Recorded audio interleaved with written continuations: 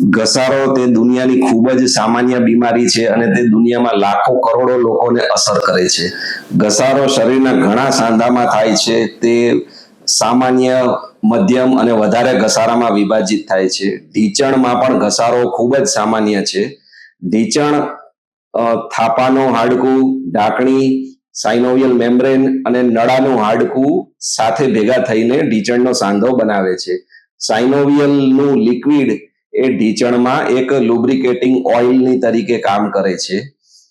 અને હાડકા ઉપર ફીમર આર્ટિક્યુલર કાર્ટિલેજ, ટીબિયા આર્ટિક્યુલર કાર્ટિલેજ લાગેલા હોય અને તે સાઇનોવિયલ મેમ્બ્રેન લિક્વિડની હાજરીમાં એક ખૂબ જ સ્મૂધ મૂવમેન્ટ કરે છે અને કાર્ટિલેજમાં કોઈ ઘસારો હોતો નથી. આ એક સામાન્ય સાંધાની પરિસ્થિતિ છે જેમાં સાંધો દુખાવા રહિત મૂવમેન્ટ કરે છે, કોઈ દુખાવો થતો નથી હોતો. હવે જ્યારે ઘસારો શરૂ થાય ત્યારે તે હાડકા, કાર્ટિલેજ અને સાઇનોવિયલ લિક્વિડ ત્રણને અસર કરતું હોય છે. માઇલ્ડ ઘસારામાં દેખીતી રીતે કાર્ટિલેજમાં કોઈ ડેમેજ નથી હોતું, પણ અંદરથી કાર્ટિલેજનું બંધારણ નબળું પડતું હોય છે અને કાર્ટિલેજમાં ક્રેક બનવાની શરૂઆત થઈ જતી હોય છે. એના લક્ષણોમાં સાઇનોવિયલ ફ્લુઇડમાં એન્ઝાઇમ રિલીઝ થાય છે, બોન્સ પર હાડકાના ઓસ્ટિયોફાઇટ બને છે, જે હાડકાની કરચો સામે ભટકાઈને ઘસારો ડેવલપ કરે છે.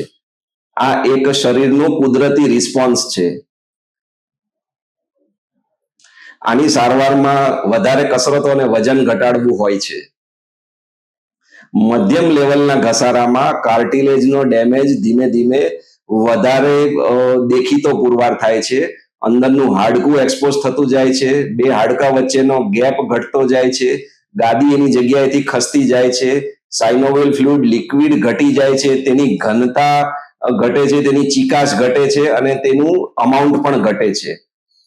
કાર્ટિલેજની અંદરનું સબકોન્ડ્રલ બોન તે એક્સપોઝ થઈ જાય છે.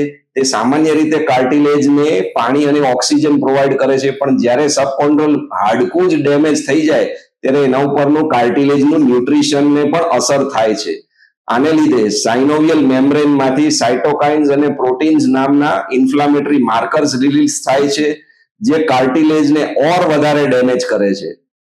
ધીમે ધીમે ઓસ્ટિયોફાઇટ એટલે હાડકાની કરચો ઓર મોટી અને લાંબી થાય છે અને એ સામે હાડકામાં મૂવમેન્ટ વખતે ભટકાય છે. પરિણામે સાંધાની મૂવમેન્ટ ઘટે છે, મૂવમેન્ટ વખતે દુખાવો થાય છે અને એ દુખાવો જ્યારે વ્યક્તિ આરામ કરતો હોય ત્યારે પણ થાય છે. આની સારવારમાં ચર્ચા કરીએ તો વજન ઘટાડવો, કસરત, દુખાવાની દવા, HA ઓઇલનું ઇન્જેક્શન અને સ્ટીરોઇડનું ઇન્જેક્શન હોય છે. સિવિયર ઓસ્ટિયોઆર્થરાઇટિસમાં ઘસારો ખૂબ જ આગળ વધારે થાય છે. સાંધાની વચ્ચેની જગ્યા સાવ જતી રહે છે, નાબૂદ થઈ જાય છે, કાર્ટિલેજ ડિસ્ટ્રોય થઈ જાય છે, ખૂબ જ વધારે સ્પીડથી કાર્ટિલેજ ડેમેજ થાય છે, સાઇનોવિયલ ફ્લુઇડ ખૂબ જ ઘટી જાય છે, સાંધાની વચ્ચે ઘર્ષણ વધે છે, દુખાવો વધે છે અને મૂવમેન્ટ ઘટે છે. આ વખતે ફ્રિક્શન બનાવવા માટે ડિસ્ટ્રક્ટિવ પ્રોટીન્સ રિલીઝ થાય છે, જે કાર્ટિલેજ અને સોફ્ટ ટિશ્યુને ઓર ડેમેજ કરે છે.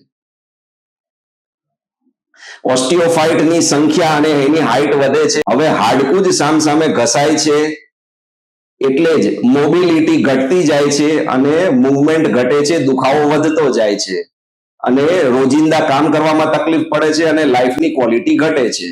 સિવિયર ઓસ્ટિયોઆર્થરાઇટિસની સારવારમાં વાત કરીએ તો સર્જરી એટલે કે પાર્શિયલ ઓક્સફોર્ડ યુકેઆર સર્જરી અથવા ટોટલ ની રિપ્લેસમેન્ટ સર્જરી હોય છે. તો આ હતી ઢીંચણના ઓસ્ટિયોઆર્થરાઇટિસ એટલે કે ઘસારા વિશેની અપડેટ.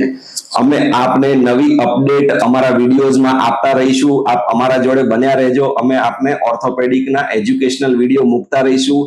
આપને હાડકા, સાંધા અથવા કમર મણકાના કોઈ વિશે ડાઉટ હોય તો આપ અમને કોમેન્ટ બોક્સમાં લખજો. અમને જવાબ આપવામાં આનંદ થશે. નમસ્કાર. Doctor Hiren Patel, Anant orthopaedics and super speciality hospital.